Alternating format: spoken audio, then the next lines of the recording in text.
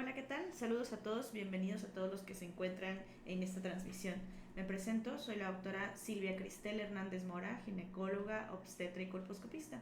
El día de hoy vamos a dar la sesión con el tema puerperio patológico e infección de herida quirúrgica.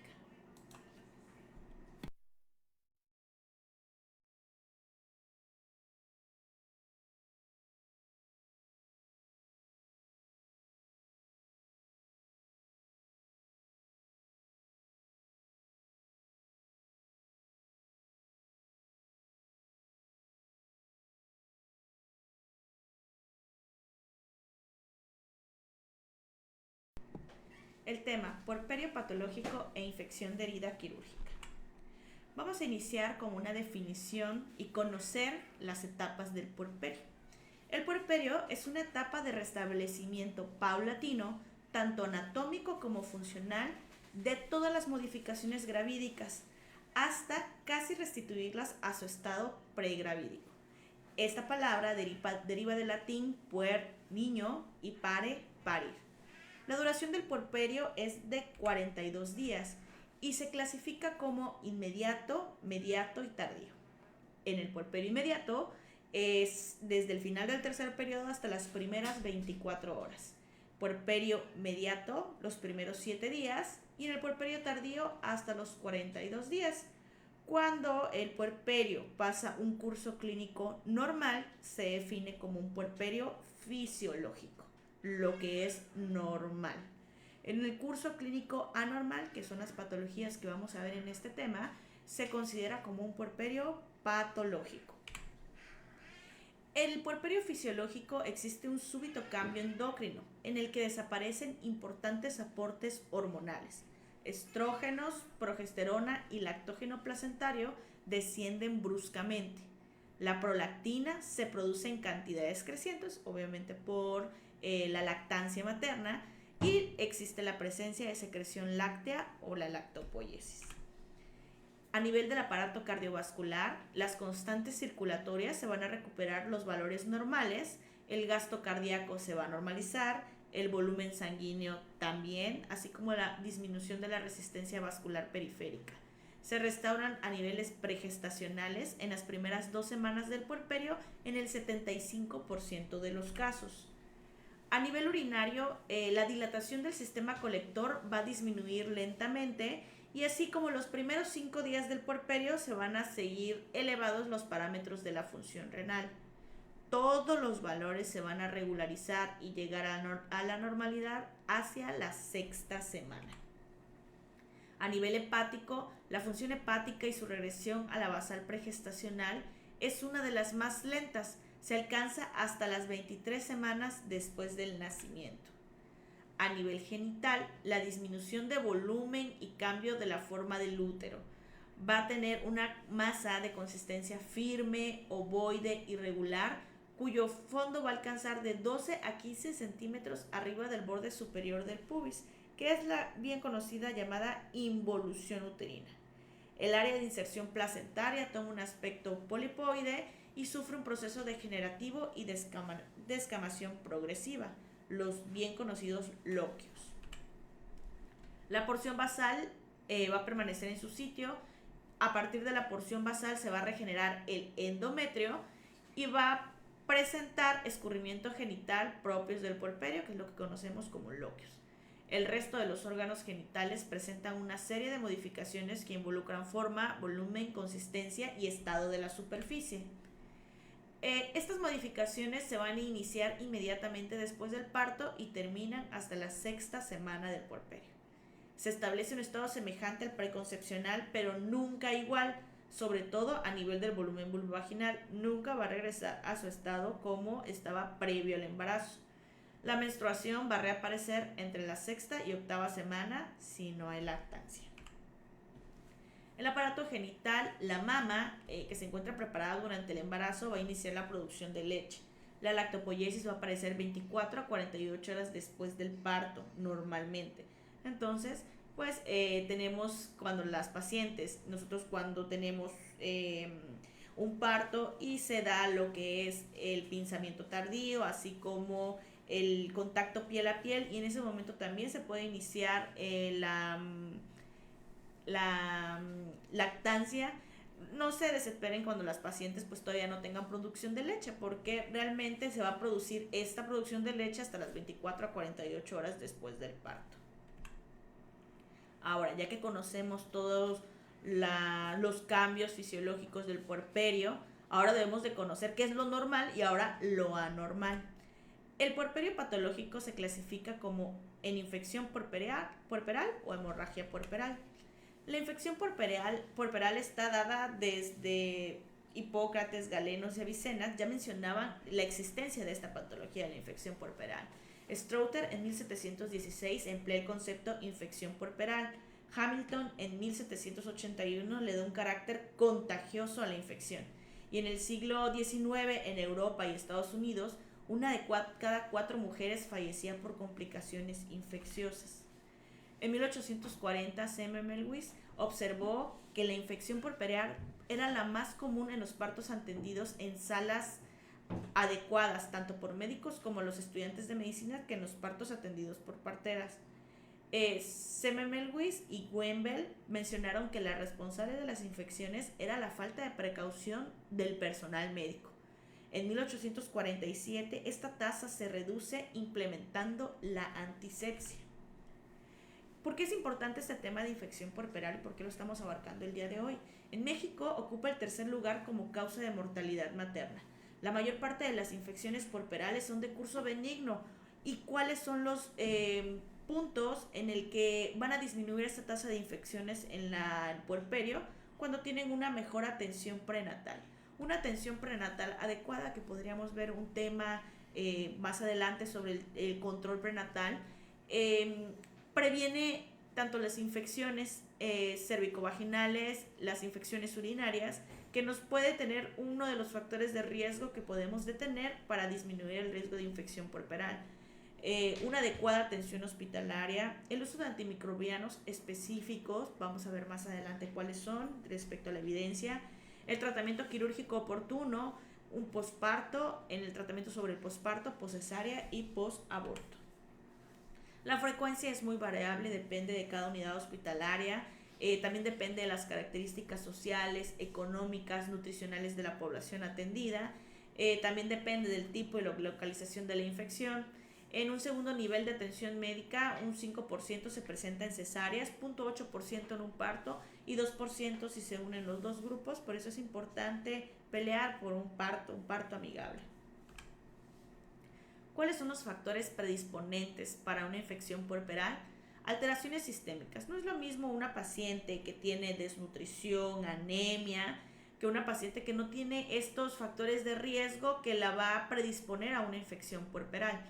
La obesidad es otro de los factores de riesgo que te puede predisponer para una infección puerperal. Múltiples tactos. Las normas y las guías especifican que los tactos son cada 2 horas, no cada 15 minutos, cada 10 minutos. El trabajo de parto prolongado es uno de los factores predisponentes para esta patología. Ruptura prematura de membranas, recordemos si es antes de las 6 horas. Posterior a las 6 horas se tiene que iniciar antibiótico, dependiendo de cada escuela, de cada centro hospitalario, cuál es el antibiótico que colocan según la guía de práctica clínica. Ampicilina, 2 gramos inicial, 1 gramo cada 6 horas. Y posterior a las 12 horas, con el riesgo de sepsis en el recién nacido, se inicia su segundo antibiótico. Guía de práctica clínica maneja eritromicina, otros centros hospitalarios, ceftriaxona con clindamicina, depende de la microflora o la flora bacteriana que se encuentra en cada unidad hospitalaria. Los partos distóxicos aumentan este riesgo, el nacimiento pretérmino, técnicas deficientes en cirugía, infecciones e infecciones genitales que tengan este antecedente antes de la atención del parto, ya sea parto cesárea. Pacientes con hemorragia, recordemos en el tema que vimos de hemorragia obstétrica, un aumento en el volumen de pérdida sanguínea de más de 1000 a 1500 aumenta el riesgo de infecciones. ¿Por qué? Porque pues no solamente están perdiendo eritrocitos, están perdiendo células leucocitarias, factores trofoblásticos, todo lo que se encuentra en el sistema sanguíneo. Entonces esto te predispone a una infección. Laceraciones uterinas, un tiempo quirúrgico prolongado aumenta este riesgo. Vamos a ver cada uno de estos factores de riesgos y cuál es la evidencia científica de cada uno de estos. Extracción manual de placenta. Las nuevas guías sugieren que si la placenta se encuentra completa al momento de la extracción, no se realiza revisión de cavidad, y si se tiene que hacer una revisión de cavidad manual, que sea bajo sedación y con su tratamiento antibiótico previo. La manipulación excesiva, los múltiples tactos que habíamos comentado, la retención de productos de la concepción también es un factor predisponente para esto. ¿Cuáles son los factores determinantes para una infección puerperal? Los microorganismos, ya sean gram positivos o gram negativos, los gram positivos aerobios como el estreptococo, enterococo, los anaerobios como peptococo, peptostreptococo, los clostridiums, los gram negativos aerobios, Escherichia coli, Klebsiella, Pseudomonas, Proteus. Todos estos factores determinantes van a, pues como dice la palabra, determinar la infección y la severidad. ¿Cuáles son los mecanismos de infección? Mecanismos endógenos y exógenos. Endógenos se establece a partir de la microflora bacteriana genital. Recordemos que nosotros las mujeres normalmente tenemos bacterias en el área vaginal, son normales. ¿Por qué? Porque estos se encuentran en esta zona por una razón, porque ocupan un espacio y disminuyen el riesgo de que se coloquen microorganismos patógenos en esta flora. Entonces, cuando hay una microflora bacteriana genital anormal, actúa como un oportunista sobre los tejidos cuya resistencia se ha deteriorado por el trabajo de parto. Mecanismo exógeno, cuando hay infecciones transmitidas por el personal médico, paramédico del equipo hospitalario, cuando hay una falta de asepsia o antisepsia. Siempre he dicho que el que opera hace la asepsia. ¿Por qué? Porque pues estás protegiendo también a la paciente. Los restos necróticos tisulares van a favorecer el desarrollo de gérmenes anaerobios altamente patógenos. Habitualmente las infecciones puerperales son microbianas, polimicrobianas, o sea, múltiples microorganismos se encuentran en esta patología y va a producir una sinergia infecciosa. O sea, no es lo mismo que solamente tengas una sola bacteria a que tengas 2, 3 bacterias.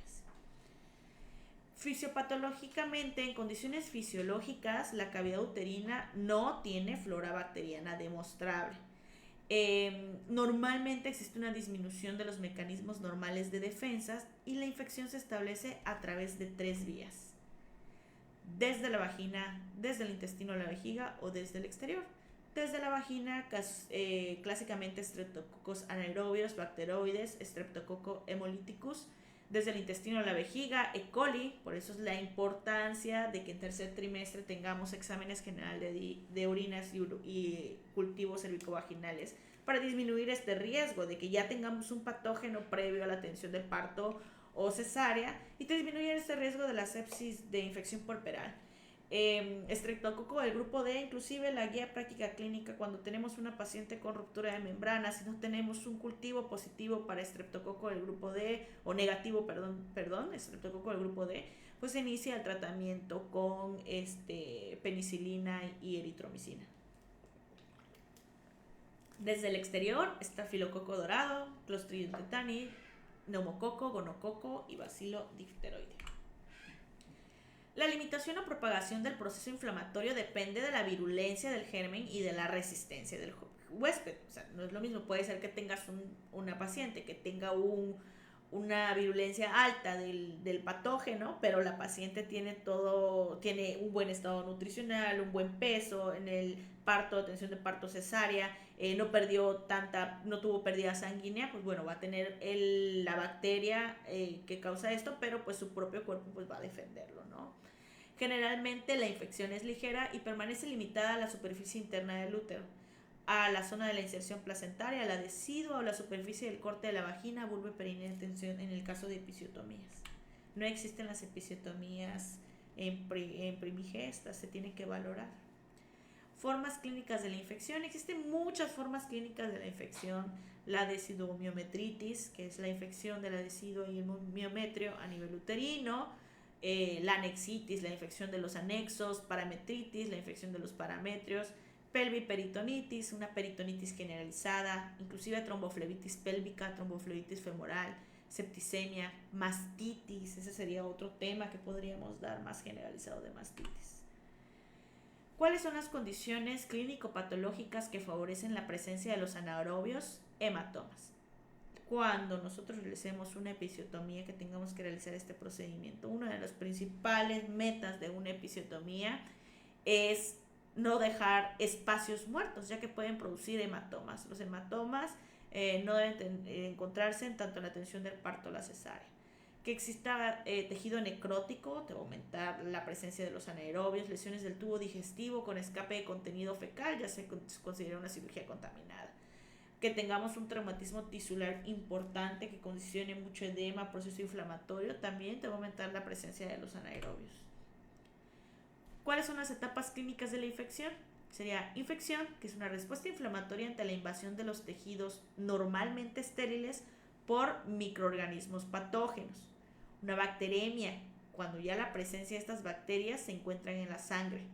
Sepsis, respuesta sistémica a la infección con una temperatura mayor de 38, menor de 36, taquicardia mayor de 90, taquipnea mayor de 20, presión parcial de dióxido de carbono menor de 32, leucocitos mayor de 12.000 o menor de 4.000 de bandemias.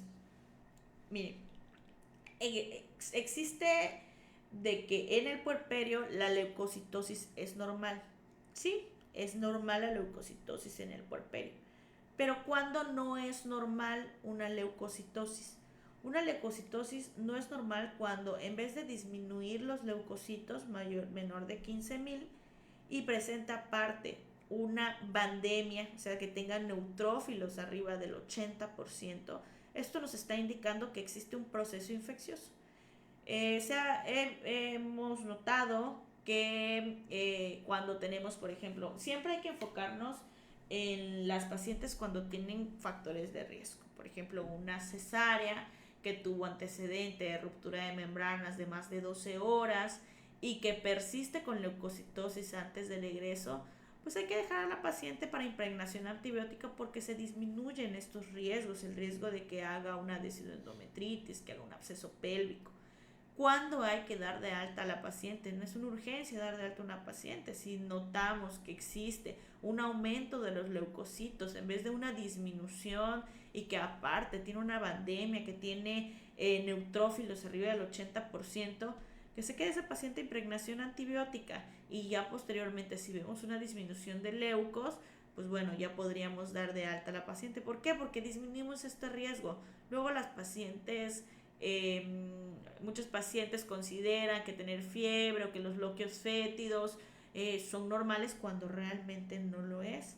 También por eso es muy difícil hacer la epidemiología de esta patología, porque también depende del nivel socioeconómico de las pacientes. Si realmente te entendieron en tu alta los factores de riesgo que tienen las pacientes o en cuándo acudir a su unidad hospitalaria, a veces realmente ni siquiera en el alta o no nos damos a entender. Entonces no hay que dar de alta tan rápido a las pacientes. Realmente las guías nacionales damos de alta a las 12 horas los pacientes posparto y realmente debe ser a las 24 horas una paciente posparto y una paciente poscesárea hasta las 48 horas si se encuentra un procedimiento quirúrgico sin ninguna complicación. Si tienen preeclampsia u otro factor de riesgo, pues bueno, se aumenta estas 48 horas poscesárea, ¿vale? Pero dependiendo del sistema de salud, también si tenemos poquitas camas y muchos pacientes, pues bueno, por eso se ha visto que en varias unidades a las 24 o a las 12 horas de un parto ya se dan de alta. Bueno, continuamos en etapas clínicas de la infección, sepsis intensa, cuando ya hay datos de disfunción orgánica múltiple, hipoperfusionística, hipotensión arterial, choque séptico cuando hay hipotensión arterial intensa con hipoperfusión a los tejidos generalizadas, oliguria, alteración aguda de la conciencia, una acidosis láctica. Disfunción orgánica múltiple, cuando hay falla orgánica múltiple en un paciente séptico cuya homeostasis no se puede mantener sin un apoyo terapéutico intensivo. obviamente no queremos que lleguen nuestras pacientes hasta estos puntos, pero pues sí existe. ¿Cuáles puedes sospechar, en qué circunstancias puedes sospechar en infección por anaerobios?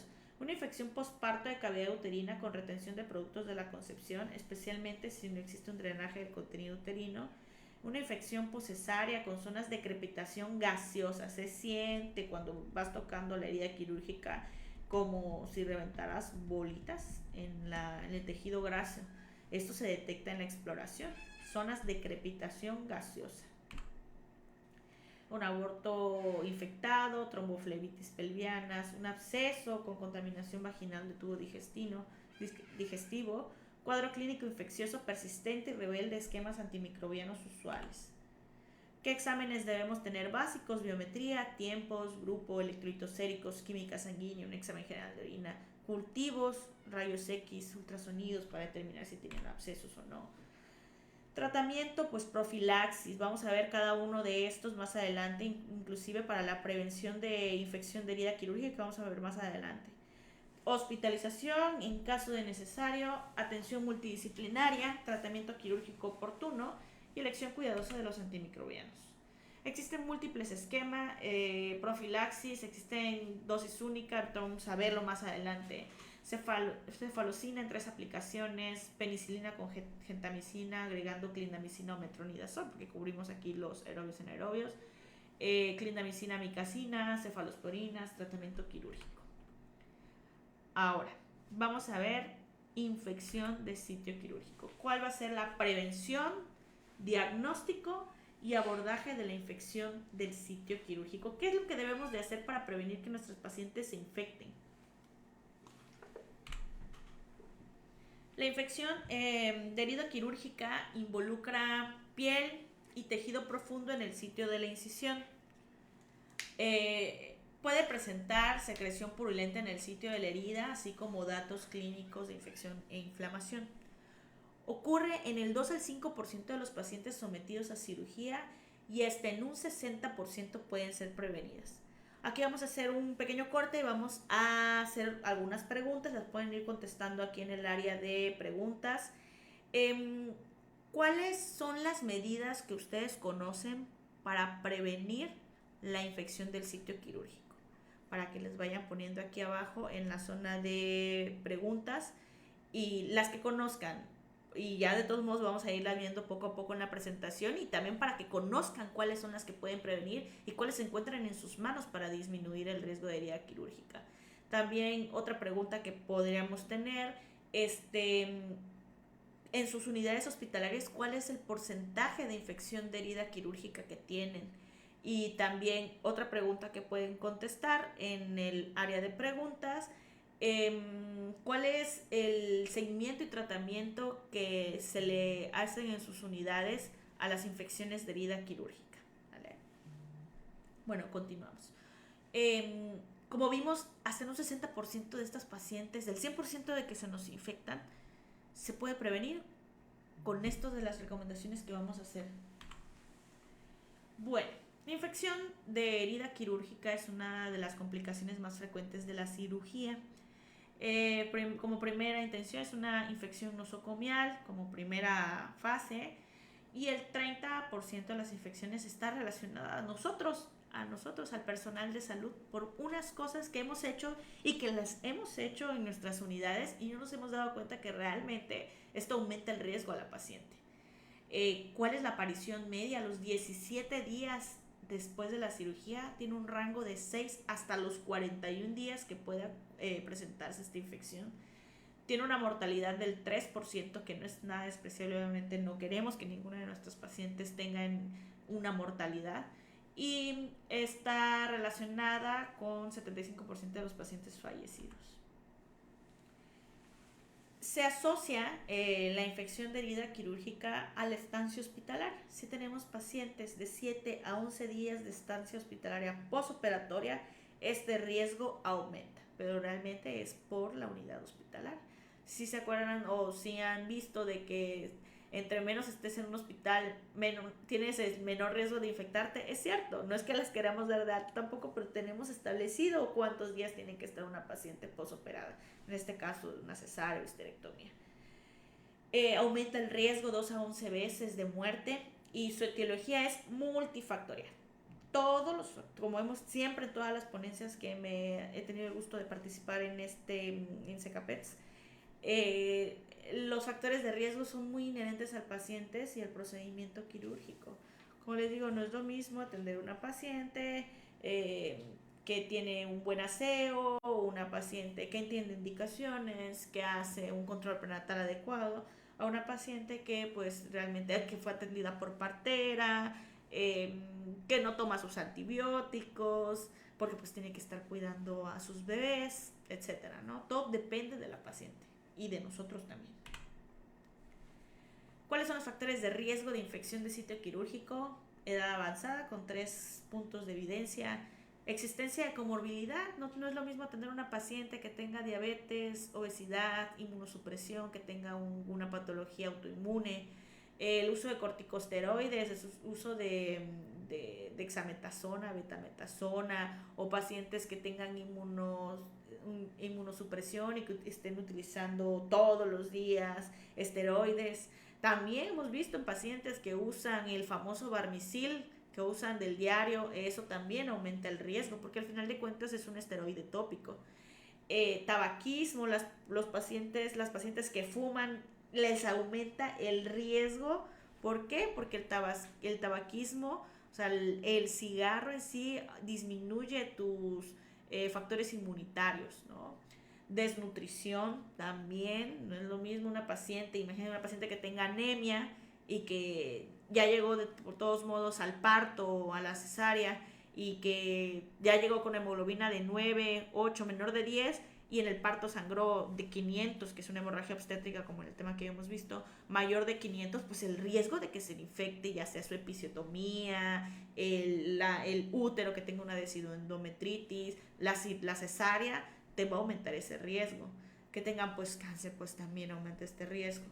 Esos son los factores individuales de la paciente, pero existen también factores exógenos, que sería la estancia preoperatoria, que ya dijimos que aumenta el riesgo, y la posoperatoria también aumenta el riesgo. ¿Cuánto dura la cirugía? Las cirugías mayores a 2 horas aumentan este riesgo, también por la paroscopía. Ahora, vamos a hablar cada uno de los factores de riesgo y en dónde podemos intervenir nosotros como personal de salud para disminuirles el riesgo de una infección de sitio quirúrgico a las pacientes. La transfusión sanguínea aumenta el riesgo al disminuir el funcionamiento del macrófago local. ¿Por qué? Solo estamos pasando eritrocitos, solo estamos pasando fórmula roja, no estamos pasando todos los otros factores que se encuentran en la sangre, todos los factores protectores que tiene, todos los factores, factor 10, todos los factores que tiene sangre. No estamos pasando nada, solo estamos pasando concentrado eritrocitario. ¿Y qué hace el concentrado eritrocitario? Es de que llegue el oxígeno y lo pueda llevar a todas las partes del cuerpo. Entonces, la transfusión sanguínea sí te aumenta el riesgo de infección de sitio quirúrgico. ¿Qué otra intervención podemos hacer para disminuir estos riesgos? El tráfico del personal en la sala de operaciones incrementa el riesgo. No, las personas que no estén en el área quirúrgica, que no sean necesarias, no tienen que estar en el área quirúrgica porque aumenta el riesgo. El tráfico de personas aumenta este riesgo. Entonces, ese es otro de los factores que podemos nosotros como personal de salud implementar para disminuir el riesgo en las pacientes. Existen medidas preventivas tanto preoperatorias, durante el procedimiento quirúrgico y después del procedimiento quirúrgico donde podemos intervenir.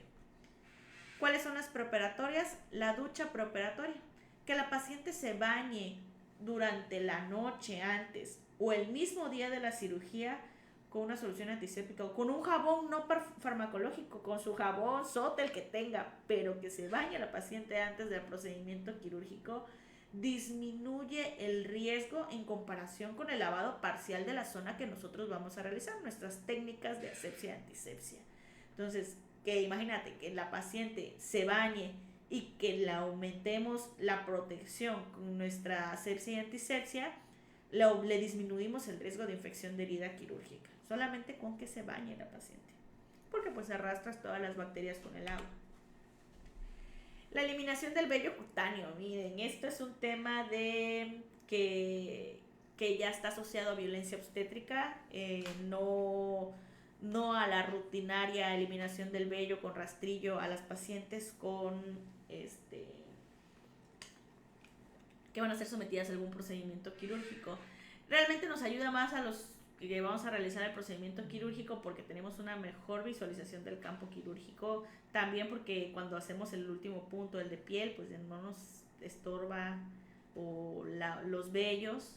Pero realmente no hay más infección de sitio quirúrgico cuando no se elimina el pelo. O sea, no se ha demostrado de que si dejas o no el vello de la paciente te va a disminuir el riesgo quirúrgico.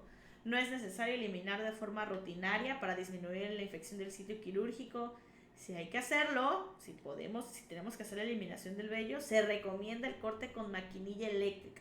Pero bueno, no tenemos esto en nuestras unidades hospitalarias porque pues obviamente tiene que ser con cabezal recambiable y pues no lo hay en nuestras unidades. Ya tenemos nuestros rastrillitos en nuestras unidades. La preparación mecánica del colon, bueno, esto para disminuir complicaciones infecciosas y la licencia anastomóstica postoperatoria, pero no se puede recomendar su uso en forma rutinaria con el objetivo de reducir el riesgo de infección de sitio quirúrgico, entonces tampoco está recomendable. En las histerectomías nosotros realizamos esta preparación mecánica del colon con los enemas evacuantes antes de la cirugía, eso lo hacemos en las histerectomías, pero en las cesáreas pues no lo realizamos de manera rutinaria. Esto es lo que les comentaba, el estado nutricional e inmunonutrición. La desnutrición preoperatoria está asociada a cambios en la composición corporal y disfunción de sistemas como cardiopulmonar, renal y digestivo. O sea, no solamente es que la paciente esté desnutrida, sí, está desnutrida, pero todo esto que conlleva que todo su sistema cardíaco, renal y digestivo también está alterado. Como factor de riesgo de infección de sitio quirúrgico y sepsis postoperatoria, la inmunonutrición es el potencial de utilidad de determinados inmunonutrientes para mejorar la evolución clínica de los pacientes. Tres más utilizados son los ácidos grasos omega 3, la glutamina y la arginina. Es segura, efectiva y reduce la estancia hospitalaria y las complicaciones de infecciones postoperatorias. Profilaxis antibiótica en cirugía. ¿Cuál usar? ¿Cuál no usar? ¿Cuáles son los objetivos de una profilaxis antibiótica? Reduce la incidencia de infección de sitio quirúrgico, reduce los efectos de los antibióticos en la flora normal del paciente. Al final de cuentas, el antibiótico no discierne y no dice solamente voy a atacar la bacteria que se encuentra a nivel uterino. No, el antibiótico es parenteral, pasa por todos lados. Entonces, una profilaxis antibiótica pues va a reducir los efectos de este antibiótico en la flora normal que tenemos todos. Minimiza los efectos adversos y causa daños mínimos en las defensas del huésped y mantiene una concentración sérica alta durante toda la intervención de un antibiótico activo frente a la mayoría de los microorganismos contaminantes. ¿Cuáles son los errores más frecuentes en la profilaxis? La duración excesiva, el inicio de la administración, falta de redosificación intraoperatoria y el tipo de antibiótico y la indicación. ¿Dónde se indica? En cirugía limpia, contaminada y en la contaminada. En la cirugía limpia, según la comorbilidad del paciente y el número de infecciones nosocomiales que se encuentren en la unidad, o si hay implantes de prótesis. Cuando las posibilidades de infección sean altas o cuando las consecuencias de una infección postoperatoria sean potencialmente graves para el paciente. La elección del antibiótico debe ser un antibiótico con alto grado de actividad bactericida, que tenga una vida media larga, que tenga una alta difusión tisular, con mínimos efectos secundarios y una buena relación coste-beneficio. Es lo que habíamos dicho. ¿Cuáles son los principios de la profilaxis antibiótica en cirugía? ¿Qué es lo que sí se debe de hacer? Tiene que tener cobertura en la mayoría de los gérmenes contaminantes. Vía endovenosa, nada de que antibiótico oral, endovenosa, con dosis máximas. Y esto es importante. Administración 30 a 60 minutos antes del inicio de la cirugía. Esto es de lo que habíamos comentado de cuáles son los errores de la profilaxis antibiótica. La atención si necesita una redosificación intraoperatoria que dure menos de 24 horas y que se cumpla. O sea, que nosotros como personal de enfermería no se nos estén pasando las horas. Ya han visto, algunos médicos dejan cefotaxima 1 gramo cada 8 horas, ceftriaxona 1 gramo cada 12 horas, solo por 2-3 dosis. Vale. La profilaxis en cirugía ginecológica recomendada por la SEGO es amoxicilina con ácido clavulánico o cefalosporinas de segunda o tercera generación con anaerobicidas. Una revisión de Cochrane, el uso de profilaxis antibióticas en todas las cesáreas, sean electivas o no. O sea, siempre se debe de hacer la profilaxis antibiótica. La administración del antibiótico profiláctico en forma tardía, o sea, mayor a 3 horas, o forma temprana menor a 30 minutos. Siempre debe ser entre los 30 y 60 minutos antes de incidir la piel. Y la evidencia es que una sola dosis es suficiente siempre y cuando la vida media del fármaco cubra el tiempo de la cirugía a realizar. En caso de pérdida sanguínea, o sea, cuando tengas una paciente con hemorragia obstétrica, una pérdida mayor de 1500, más de 500, recuerden, en la paciente posparto postcesárea, se debe dar una dosis extra de antibiótico profiláctico. ¿Cuáles son los fármacos que se utilizan, en esta área de ginecología? Ginecología, histerectomía o una cirugía pélvica de reconstrucción de primera línea, cefasolina, 1 gramo o cefosictina 2 gramos. De segunda línea, clindamicina, vancomicina, gentamicina, ciprofloxacino, astreonam, metronidazol son de segunda línea. En la cesárea, cefazolina 2 gramos si la paciente es mayor de 120 kilos. Inclusive hubo una nueva revisión del New England del uso de acitromicina 1 gramo, dosis única previa a la cesárea, y que se vio con mejores efectos que una cefalosporina. Otro medicamento utilizado en la profilaxis en los pacientes con cesárea, clindamicina 900 miligramos, dosis única, 30-60 minutos antes de la cirugía, o gentamicina calculados a 5 miligramos por kilogramo de peso. Ahora, ¿cuáles son? Esto ya vimos lo de la profilaxis antibiótica. Ahora, ¿cuáles son los otros factores de riesgo para la disminución de la infección de sitio quirúrgico? Ahora, son las medidas relacionadas con el quirófano, medio ambiente y circuitos. Sabemos que la zona blanca es el quirófano, un área estéril, zona gris, pasillo de quirófanos, y zona negra, el séptico y los vestidores. Instrumental. Todo el material que configura el campo quirúrgico o que debe estar en contacto con la cavidad quirúrgica se considera instrumental crítico y por lo tanto debe ser estéril. ¿Vale? ¿Cuáles son los factores de riesgo intraoperatorios? Vestimenta del personal del área quirúrgica. Tenemos que tener una correcta disciplina quirúrgica que pueda ayudar a disminuir el riesgo de la ICQ. Si vemos que los internos se contaminan, hay que sacarlos. ¿Por qué? Porque no es por ello, es por la paciente que aumenta el riesgo. Igual, si el cirujano se contamina, también tenemos que darnos cuenta. Y esto realmente es para la paciente, para disminuir estos riesgos. Todo lo que tengamos que hacer de parte nuestra para disminuir los riesgos, hay que hacerlo. El lavado del equipo quirúrgico.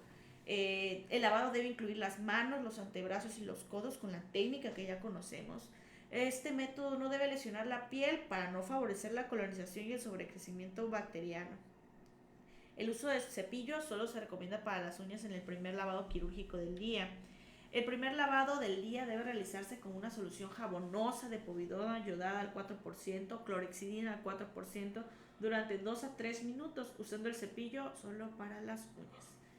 Los lavados posteriores deben efectuarse con solución alcohólica al 70% y dejar que se evapore en la piel. Esto, pues, prácticamente casi no lo hacemos. El lavado quirúrgico en la prevención de infección del sitio quirúrgico debe durar 3 minutos, ya que esto disminuye la cantidad de unidades formadoras de colonias comparado con 2 minutos. Las soluciones con base de alcohol más un antiséptico adicional y pues realmente no se cuenta con evidencia clara de que el uso del cepillo o un limpiador de uñas tenga algún impacto en estas infecciones. Los factores dependientes del germen. La naturaleza de los gérmenes implicados en la infección de herida quirúrgica dependen básicamente de la localización de la herida. En la cirugía ginecológica, más frecuente Staphylococcus aureus, E. coli, Streptococo del grupo B y anaerobios. El tipo de germen implicado puede depender de las características individuales de las pacientes. La cantidad de bacterias necesarias para producir una infección de herida quirúrgica es de 10.000 microorganismos por gramo de tejido y solo se necesitan 100 Staphylococcus aureus por gramo de tejido si hay hilo de sutura. El uso de joyas, uñas artificiales y esmalte de uñas. Estas aumentan la colonización de las manos por bacterias gram negativas con el uso de uñas artificiales. Sí, son muy bonitas y todo, pero pues le estamos aumentando el riesgo a las pacientes y eso pues no debería. Entonces, nada del uso de uñas artificiales, esmalte de uñas, el gelish. Está relacionado con brotes de infección de sitio quirúrgico. La guía NICE no recomienda el uso de uñas artificiales y que se retire el esmalte o las joyas de las manos antes del lavado quirúrgico. Otro punto, la descontaminación de la piel del campo quirúrgico. Los alcoholes, agentes microbiológicamente más activos para la desinfección de la piel, pero su efecto antimicrobiano desaparece en pocos minutos. Son inflamables y están contraindicados en mucosa. El gluconato de clorhexidina y la iodopovidona son menos activos que el alcohol, pero tienen un mayor efecto residual. La clorhexidina es más eficaz para disminuir la infección del sitio quirúrgico que la iodopovidona. La guía canadiense comenta que hay que aplicar el antiséptico y esperar su secado. No se recomienda limpiar el antiséptico de la piel que va a ser cubierta por el apósito. Pues depende de qué tengamos en nuestras unidades hospitalarias. Hubo también un artículo que reportaba que el aseo vaginal con iodopovidona antes de un procedimiento quirúrgico ginecológico cesárea disminuía el riesgo de sepsis puerperal, el riesgo de sinusoendometritis y realmente yo en el personal sí lo practico, el uso de lavado vaginal con iodopovidona para disminuirle estos riesgos a la paciente y pues el cirujano debería realizar su asepsia. Estas son las recomendaciones sobre la asepsia cutánea antes de la incisión dependiendo de la OMS, la CDC en 2017, Cochrane, donde la OMS en 2016 recomienda que la clorhexidina alcohólica a no ser que exista contraindicación. La CDC en 2017, antiséptico a base alcohólica a no ser que exista contraindicación. Cochrane en 2015, igual solución alcohólica es más efectiva que la povidona alcohólica en cirugías limpias. La ISEA, compuesto que incluye alcohol, a no ser que exista una contraindicación. NICE, que la iodopovidona o la clorhexidina alcohólicas. The Royal College, igual la povidona alcohólica, junto con Health Protection Scotland Bundle y la UK High Impact Intervention Bundle. La limpieza del sitio quirúrgico, el espectro de acción debe ser lo más amplio posible. Rapidez de acción tras la aplicación del campo y la duración del efecto dentro del guante. ¿Cuáles deben ser las características fisicoquímicas especiales? Pues volatilidad y almacenaje. La protección de los márgenes de la herida, proteger la pared de la desecación, traumatismos y contaminación, pues no siempre se correlaciona con una infección menor de sitio quirúrgico. Las suturas aponeuróticas con antibióticos, como estas que vemos aquí, Strataflix.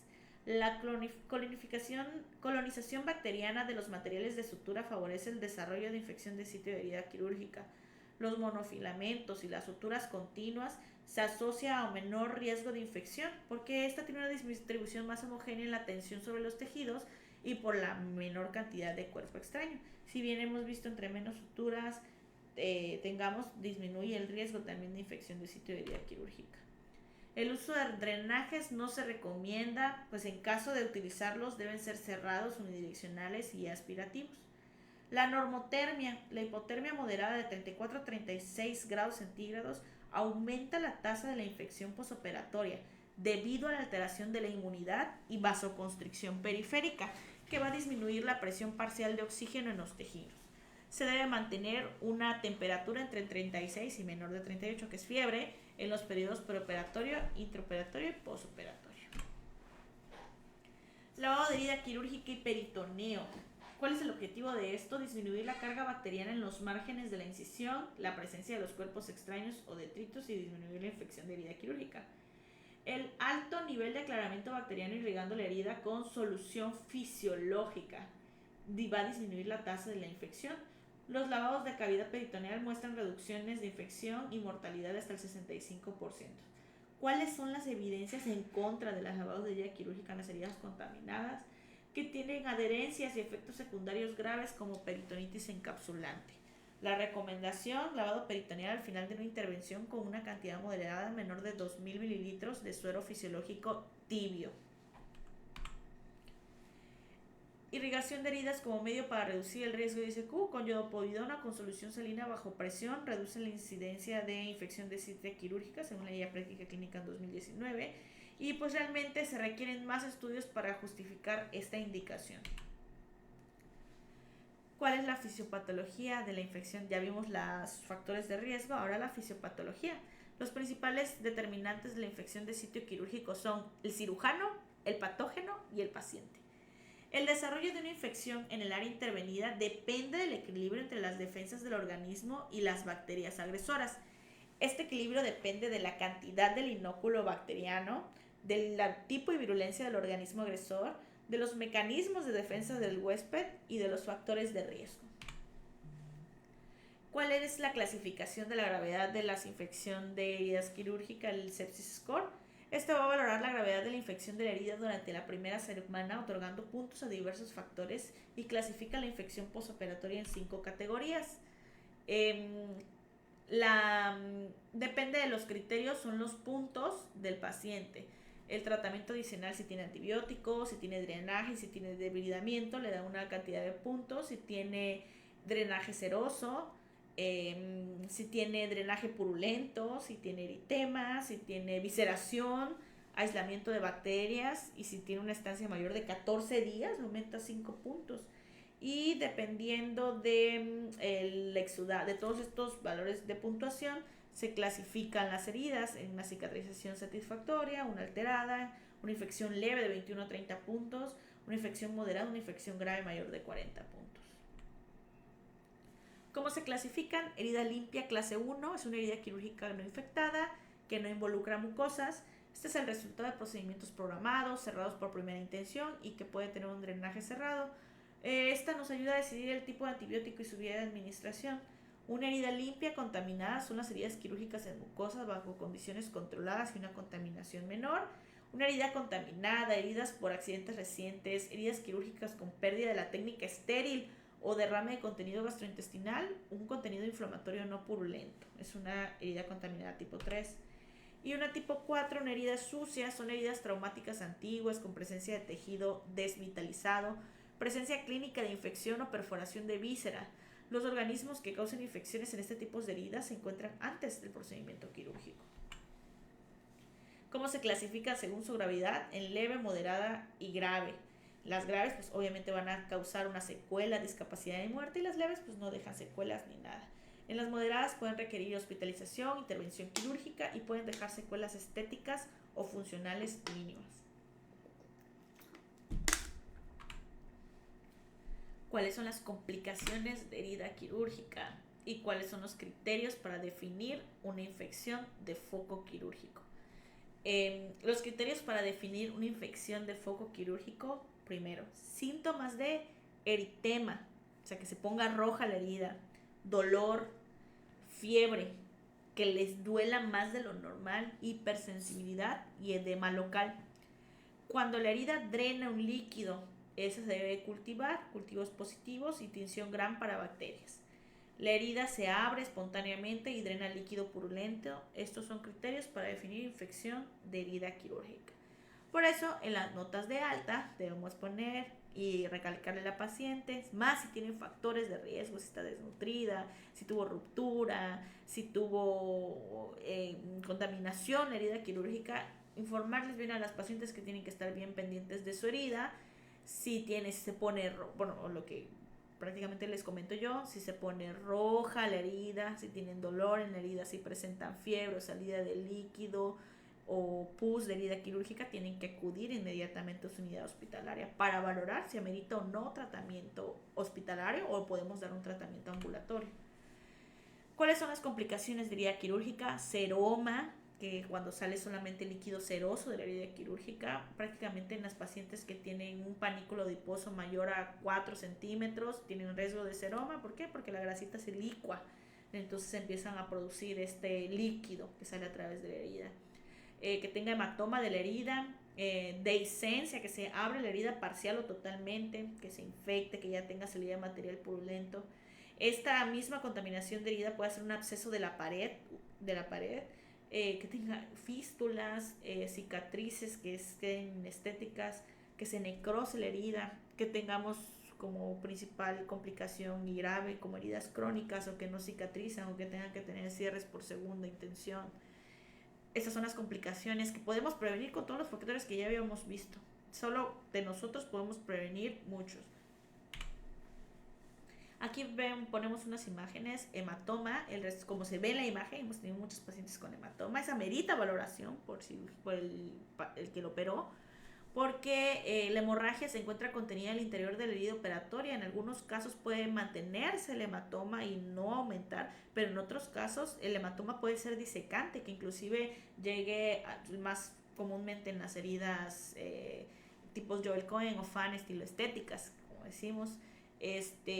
Los hematomas subaponeuróticos, que dejamos algún vasito que en ese momento no estaba sangrando, pero posteriormente, por ejemplo, si hipertensó la paciente y suelta un vaso, estas hematomas inclusive pueden disecar, inclusive entrar hasta cavidad, hasta retroperitoneo. Entonces estas heridas hay que vigilarlas, otras pues solamente se contienen. Ocurre por una hemostasia inadecuada o porque depresión de los factores de la coagulación, como les comenté en las pacientes que tienen hemorragia obstétrica. Todo esto existe, esto es el riesgo de que las pacientes tuvieran una hemorragia obstétrica y por lo tanto todos sus factores de coagulación, sus factores inflamatorios, sus factores, todos estos disminuyen, entonces pues disminuye su coagulación. ¿Cuál es la clínica de un hematoma? Dolor, a los pacientes les duele porque aumenta la zona, aumenta el tamaño, el volumen, aumenta la tensión y aumenta la tumefacción de la zona. El manejo depende si hay o no signos de infección. Estas se pueden observar o se pueden drenar. En algunos casos, abrir la herida quirúrgica y buscar el vaso que está causando el hematoma. Como cuidados, son las pacientes que tienen hematomas estos cervicales, esto es de parte de cirugía general, esto pues no lo manejamos nosotros.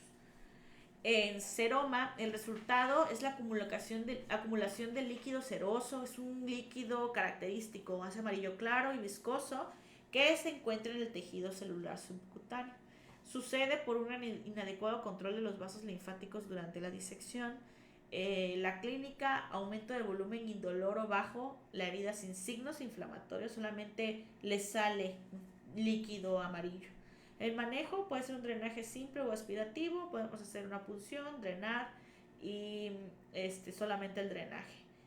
Solamente que estas sí hay que vigilarlas porque aún puedes tener un seroma con infección de herida quirúrgica posteriormente si no se manejan a tiempo. La dehiscencia de herida quirúrgica es la separación posoperatoria y que no hay cicatrización de los estratos músculo-aponeuróticos abdominales. Ocurre de 7 a 10 días posquirúrgico y pues puede haber filtración de contenido y formación de colecciones, fístulas, peritonitis, lo más grave. ¿Cómo se puede hacer? Por errores técnicos al cerrar la aponeurosis, por una cirugía de urgencia. Hay que aceptar a las pacientes que al final de cuentas pues he notado de que las pacientes, sí, una cesárea, no es una cirugía, realmente es una cirugía mayor, y una cirugía de urgencia aumenta el riesgo de dehiscencia e infección de herida quirúrgica porque es una cirugía de urgencia. Una infección intraabdominal, que tengan edad avanzada, obesidad, consumo crónico de esteroides, los factores que ya habíamos visto aumentan este riesgo. ¿Cuál debemos prevenir? Separación adecuada entre los puntos de la sutura, una profundidad adecuada en la punción de la fascia, relajación del paciente durante el cierre de la fascia, cierre de la pared facial solo cuando hay una tensión excesiva en el cierre. El tratamiento, pues antibiótico terapia, apertura de la herida, cierre secundario, drenaje, curaciones diarias, inclusive tratamientos quirúrgicos. Son muy complicados realizar estos tratamientos. Cuando la poneurosis está intacta, pues cierre primario, si hay infección, debridar, curaciones. En algunos pacientes, cuando hay evisceración, pues mallas, prótesis biológicas. Entonces, hay que evitar la tensión. El error técnico, hay que hacer cierre primario si no hay datos de infección. Cuando hay necrosis cutánea es cuando se observa en la imagen. Hay muertes de tejido, muerte de los segmentos de piel. También depende de la extensión y la profundidad variable, el tiempo de presentación aproximadamente durante la segunda semana de la cirugía.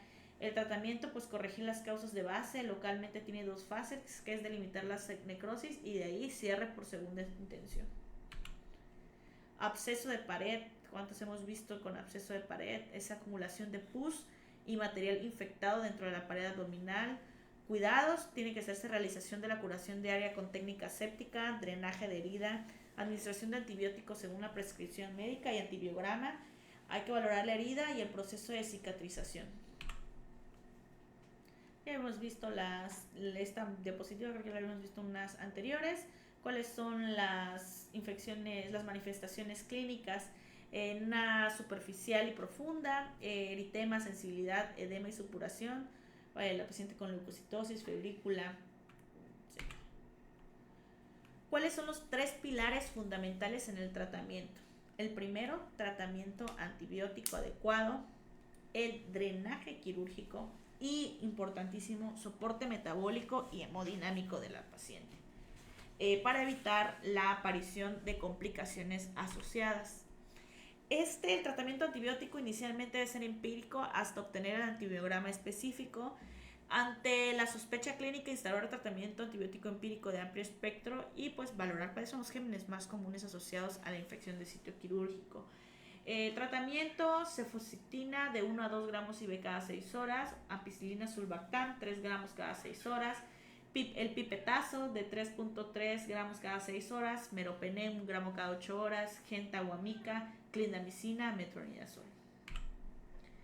El abordaje de debridamiento amplio de los tejidos, extrayendo los tejidos desvitalizados y los demás detritos, destrucción de los puentes de fibrina que puedan formar compartimientos o con colecciones purulentas, también valorar las conejeras que se forman, lavado abundante con agua oxigenada y suero. Se ha visto que el arrastre mecánico solo con solución fisiológica disminuye la flora bacteriana.